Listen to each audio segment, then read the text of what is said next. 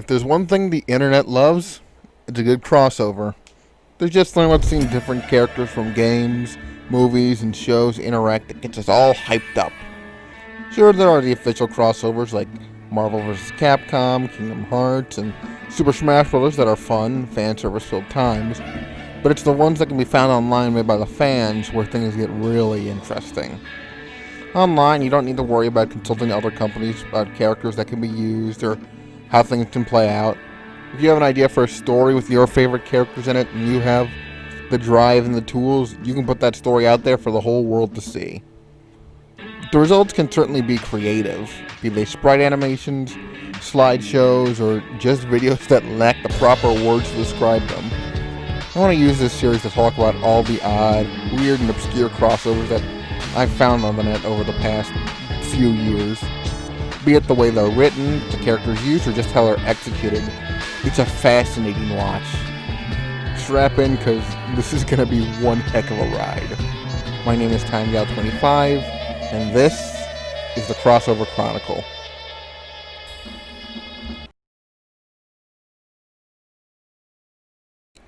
Hello, and welcome to the first episode of the Crossover Chronicle, a series where I talk about the odd and obscure fan-made crossovers online that no one just seems to know about. There's something about all of this that just fascinates me. Kind of like with Lost Media, where once I hear about it, or see it, or read about it, I just kind of want to know more. Or I want to tell others about it because it feels like it should be more well known. It's just this unique thing that isn't, discussed as much. Before we get into things, there are a few things I want to say first. First off, big thanks to the guy who made the thumbnail for this, and as well as the other thumbnail for my last video, Flare Guy. He has his own YouTube channel where he mostly does mashups and videos on game mods, and there's so much effort and creativity put into them that you will not regret checking them out. Another thing I want to mention is that this is in no way meant to be mean or bullying or harassment of any kind. There's enough cynicism and people just kind of, making fun of anything online as is, and I don't mean to contribute to that. This is more just me discussing things, and yeah, they're gonna get weird, and it's gonna feel so surreal at points, but, it's more in a Kingdom Hearts way where, yeah, that has, Donald Duck and Goofy and Mickey Mouse alongside anime characters fighting dark monsters, but it's still so much fun that you can't help but enjoy it. I'm actually a fan of a lot of the series discussed throughout this series, so I just kind of want to share it out of pure hype, excitement, and enjoyment. With all that out of the way, let's get into our first topic, and it's something that I really have fallen in love with over the past few months.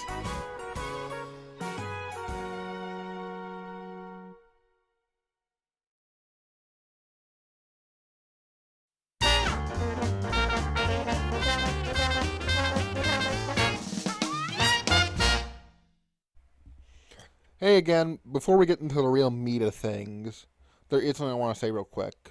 I'll make it fast since we already kind of had that with the intro and then the introduction to what this is, and then now there's this. But what you're about to listen to is my first take at recording for this, and in it I'm going to mention that this is kind of an outline or a first take, because the plan was to listen to that, to record it, listen to it, and then do it again, but be more clean. But upon second listening to it, I think it got my emotions out perfectly, and I just liked how I reacted to everything. So instead, I'm just going to put that up and have that be the final audio that you're going to listen to. And with this is just me explaining that, because there's going to be a few times where I say this is the first take and all that, so it doesn't get confusing. But also what I'm going to do is add on just a mini segment after the main stuff is done, where I kind of go, more focused on things that I didn't bring up the last time that I thought I wanted to, but I don't want to record, you know. But yeah, so with that out of the way, I'll see you again at the end of the video. This is the first of I don't know how many takes, but this is more of a kind of loose first go on the main content for episode 1 of the Crossover Chronicle. I'm doing my best to try and speak as clearly as possible because hearing the recordings, I kind of have a bit of a cotton mouth, even though I don't think I was dry. It kind of was hard to understand, but I don't know. So yeah, this first episode, I want to talk about Ed, Ed, and Eddy, the Ultimate Ed-Chronicles by Movieman MDG and B-Master Animation. The best way to kind of describe it is it's very much like Pooh's Adventures in that it's a random popular movie, but characters from Ed, Ed, and Eddy are in it along with a lot of others. I think the characters that appear the most besides the Eds themselves are the characters from Sword Donald and Goofy from Kingdom Hearts 2, the cast of The Expendables, all 3 movies, though I don't think it's the whole group there. I have no idea what their names are. I never watched those movies. And the Penguins of Madagascar. Alrighty, this sounds like one of the strangest team-ups there is, and it really is. And again, it feels like it's a matching of characters that shouldn't be together, yet here they are. Also the Michael Bay Transformers are there, and also the Teenage Mutant Ninja Turtles, just to round things out in this carousel of obscure. The weirdest thing is that when characters are introduced, a lot of times they're the one. They have, it's not just hey we were here. It's more like they're given enough context to be why would they be here?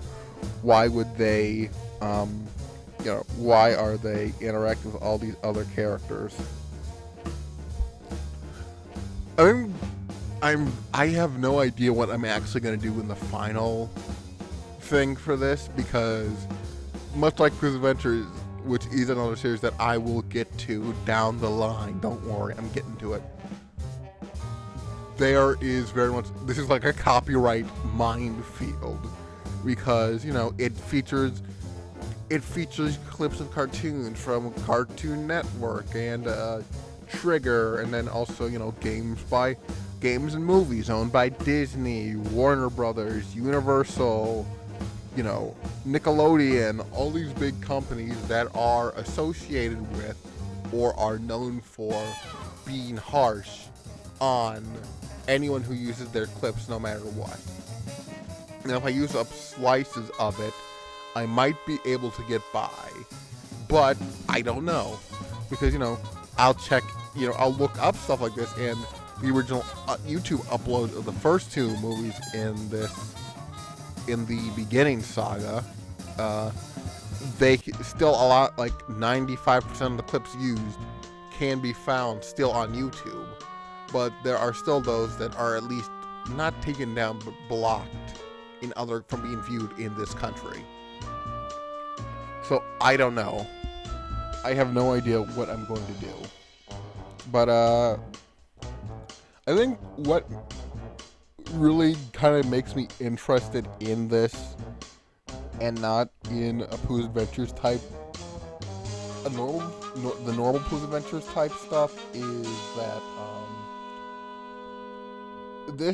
this one feels a lot more coherent and like there's an idea, because there is a scripting process for this. The guys who work on this told me that they do write scripts and come up with this, and there is kind of a clear plan on how things should play out.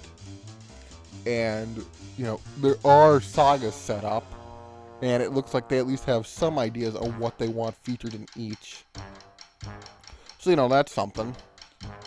What else?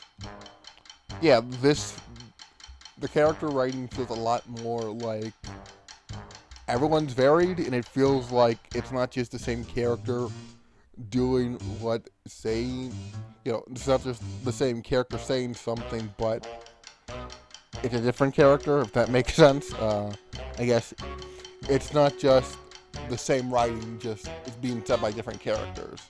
It feels like, for the most part, there are some parts where I'm like, yeah, and I haven't seen the Expendables. I haven't watched much of the Michael Bay Transformers movies, besides like the one time I watched the first one in 2008 on DVD late at night because it was like the hottest thing, but I barely got through because it was boring for me. But yeah, I feel like most of the time the characters act in character. I think also something about this that makes it work better is, one, the lack of spelling mistakes. There haven't been many of those from what I've seen. I've seen every single movie that's been made so far, and surprisingly, I think all the grammar works out. Besides, like, maybe some punctuation stuff, but I think everyone kind of makes those. Whereas with Pooh's Adventure, one of the biggest flaws that drives me nuts personally because of how my own brain works is people don't know the difference between your, Y-O-U-R-E, and your, Y-O-U-R. And that is infuriating to me. Also, I think something about this that I really enjoy about the Ultimate Ed-Chronicles is the fact that the editing for it, you can tell there was effort put into it. Pooh's Adventures series and stuff like this in general feels like this weird paradox of it being lazy but also not lazy. And even with the Pooh's Adventures stuff, where I think people of all ages have made it, you still gotta find clips from episodes and edit it together.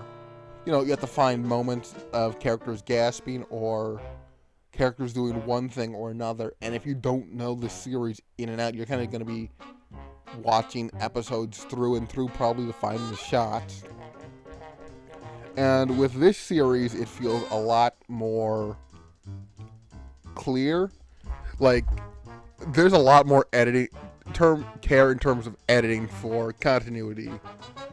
If a character, like, say for example, a character is fighting and another character, but from a different series, they use clips that make the character, if they get punched in the face or like hit the forehead, it'll cut to a clip of the other character pulling back.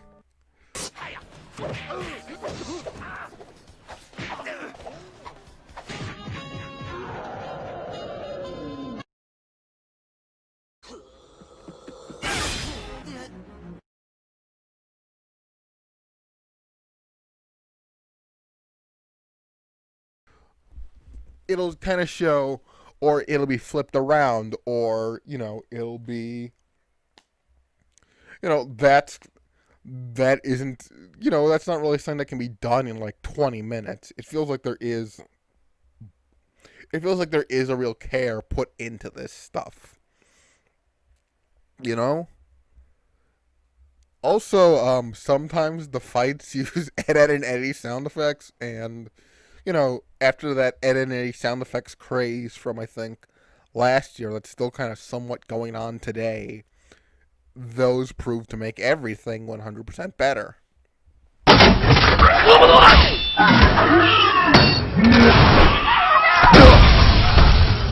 entrance.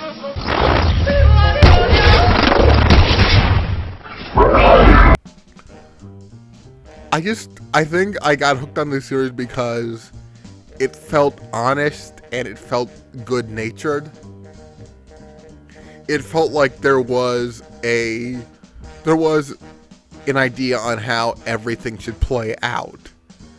And I think the one thing that stuck out to me is that even the TV tropes page for this, which is mostly dunking on it because it is a strange concept, and TV tropes does that to everything it talks about. It even will give it points that all this stuff is planned out and there is a clear plan on how things go. And you watch this and you can see that happen, I think, for the most part. There is continuity and characters will return. And I like that. I like that this isn't just, a small thing. This is these two guys, this is their passion, and they like making this stuff, and they have a big storyline planned, and it all plays out. It's no MCU in terms of scope and scale, but it's still, you respect the effort put into it. You have to at least say, yeah, this is weird, but there's still a lot of stuff that went into making this. And I just love that.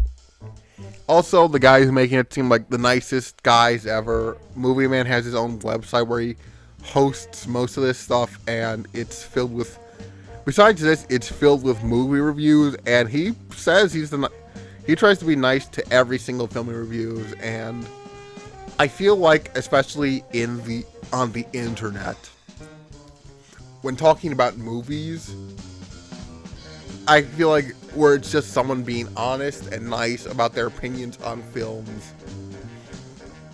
I like that. You get tired of all of film essays or reviews talking about how something is better than this, or how if you like this, you're dumb or you're stupid or anything, or this is objectively better, or this is a hidden masterpiece, or blah blah blah blah. This seems something that is clearly made by fan of cinema, a fan of movies in general, a fan of animation and characters and cartoons and all that. It just, I don't know, it makes me happy. It's kind of like with Rebel Taxi, where you can tell this guy is a clear lover of animation and all the effort that goes into it and the fascinating process behind it. And with, B-Master Animation and Movieman, you watch their stuff, you read their stuff, and it's like, yeah, these guys like movies. These guys like making this kind of stuff. It's not for me. I don't get this at all. But it's nice. It's fun. It's harmless. It's still a use of creative effort, and time went into this, and it's a product for whoever, and it's just it's nice to see people just kind of do these passion projects where no one's getting hurt from it. I know that's kind of a thing that can kind of be the lazy excuse, but I feel like you hear about all the bad parts of fandom that dox or harass or act like jerks in public or do all that kind of stuff, and it's like you see this and you just see I don't get this, and I might view this as cringy, but, it's not going to hurt anyone. It's not bothering me. It's not filling up search results. It's not, it's not changing algorithms or anything. It's just this passion project, this fan film, basically, and I like watching it. I think what really fascinates me is just seeing, especially with this, is just seeing the characters that come in and just seeing who gets used for what. Because, again, you've got stuff like, Transform, even in the first one, it's Ed and Eddy meet Sleeping Beauty, but also it's Sleeping Beauty also with the first Michael Bay Transformer movie put in, okay, some big it's like two movies in one, and somehow they learned to make it work. I don't know how. And then it's like, Ed and Eddy meet Mulan, but also kind of meet Kung Fu Panda. 3 also meets Fast and the Fury, like one of the Fast and the Furious films. And it's like, this is so bizarre. yet it's like somehow it still sits together in a way that works. And, you know, one of the biggest flaws of adventure series, the Pooh's Adventure series and stuff like it, is that the cast is so big that no one gets a word in. This one has big casts too. Like every movie, like you'll see the characters and the villains, and it's like, how are you going to do all this? And especially with their future projects, I am so interested in seeing. Yet somehow it feels like everyone gets to do something. So there's also that. And just, again, maybe it's... I want to kind of talk about this. I'll probably talk about this more in the Pooh's Adventures thing, but in recent years, kind of seeing more modern... I think there's something fun about seeing more modern characters joining in, because for the longest time, you know, you looked at Pooh's Adventures 2008, it was characters that those creators had grown up with from cartoons, but now it's changing where anime characters are joining in.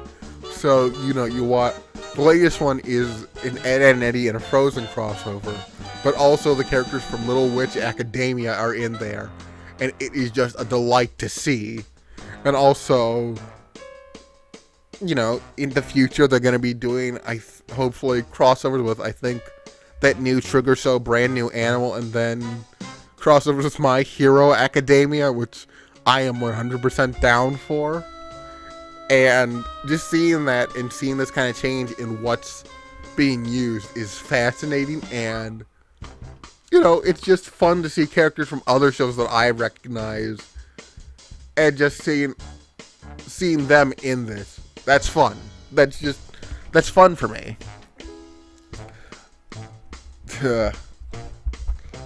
Again, and also the writing is pretty good. It's not, you know, it's not perfect. I'm not gonna say, but it's something that I get a kick out of. And, you know, again, the characters act mostly like themselves. There are a few moments where, you know, it's iffy, but I still think the characters act like themselves, and I like that. And it appeals to me because it's like, it feels accurate. It feels like, you know, maybe it's because I think, you know, after seeing a bunch of different official crossovers like Super Secret Crisis War by Cartoon Network, or you know, you know, Sonic and Mega Man, or any kind of stuff like that, kind of seeing that I'm a sucker. If the characters act like themselves, then any situation will work for me. And that's just because it feels like these are the actual characters interacting, and even if they have nothing to do with each other, it's still kind of fun to see. And that makes it fun, you know? Again, I'll probably redo this later, because this is just me randomly rambling and trying my best to sound like I can speak properly.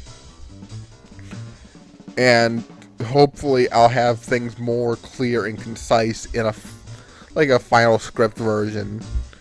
But I seriously recommend at least checking this out and seeing just how interesting it is.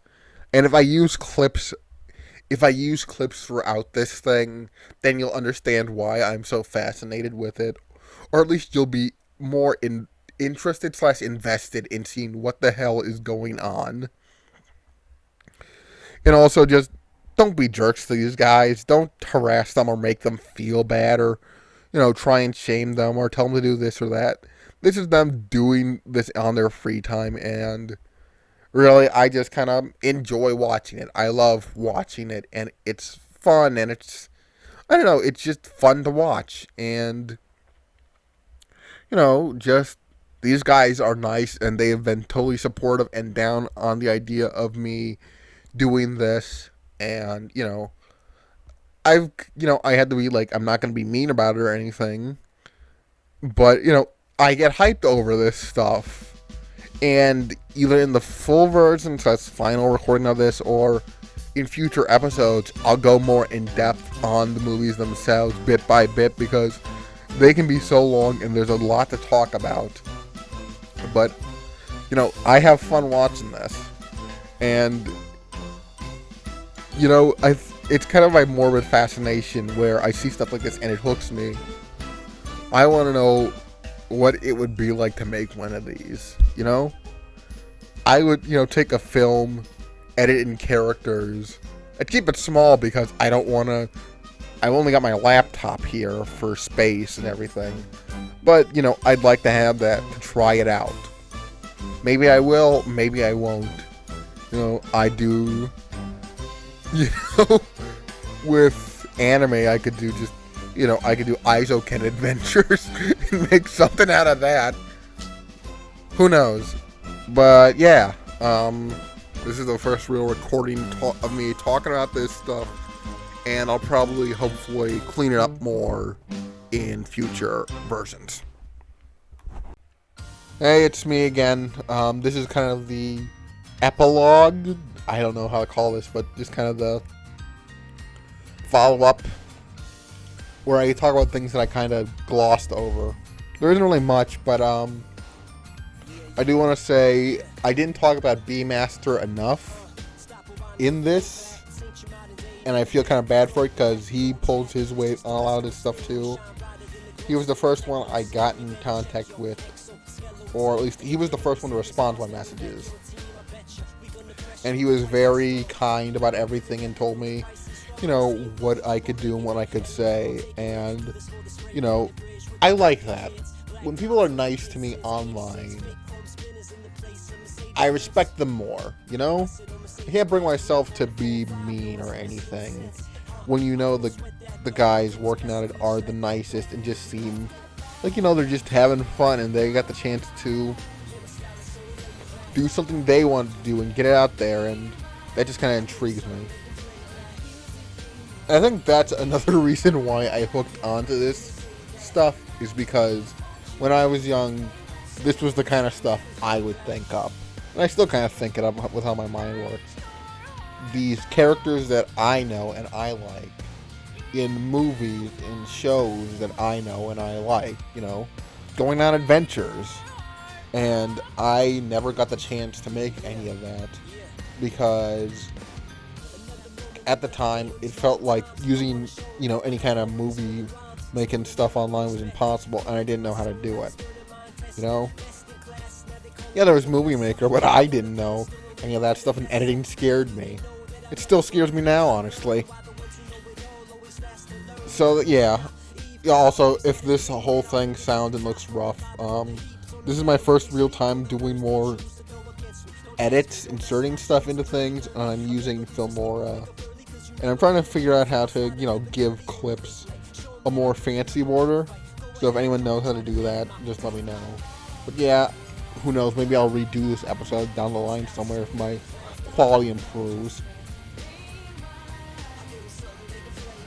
Another thing I want to note is on the website, Movieman has his own website, and I think B-Master does as well. They talk about their future projects and stuff, and that gets me hyped up because just seeing the movie selection, that's exciting. Like, they're doing a Spirited Away film, and I've seen Spirited Away so much, and it has somewhat of an impact on me and connection to me that I am curious to see what happens, what is going to be done with it. They also have plans for doing a separate series to this. That's a crossover of The Loud House, 2016 Ghostbusters, Gravity Falls, and Final Fantasy 13, or whichever. It's the one with lightning in it. I don't know my Final Fantasies that much. And that has me also excited. I seriously can't recommend checking out their stuff enough. It's like a fun time. It's like Kingdom Hearts, but even more surreal. And it's a roller coaster of fun. I still don't know if I want to try making one of my own versions of these films. It sounds interesting to me, and I would love to do it because, the stuff I'm into, no one has tapped yet, and I want to be first to claim dibs. But who knows? Again, like I said in the video, it seems both easy but also complex, and I have no idea how long that would take. But yeah, that's about it. I think I got out everything I really wanted to say in this. Special thanks again to Flare Guy for making all the photos throughout this. He's a great guy. Seriously, check him out. I'll link to his YouTube in the description, hopefully. And thank you again to Movieman and B-Master for just being cool with me doing this. Just, you know, I didn't have to ask, but I felt like it'd just be the respectful thing to do. I don't know what the next episode will be yet, or when it'll come out. And hopefully this video doesn't get in too much trouble with copyright or anything. And if so, I'll just delete the clips, put it up without it, and then add a new version, post the old version to like Vimeo or Dailymotion or something. But yeah, that's it. Thank you for watching, subscribe, share this video, all that basic stuff. I'm TimeGal25 and just, I don't know, support trans people. Thank you.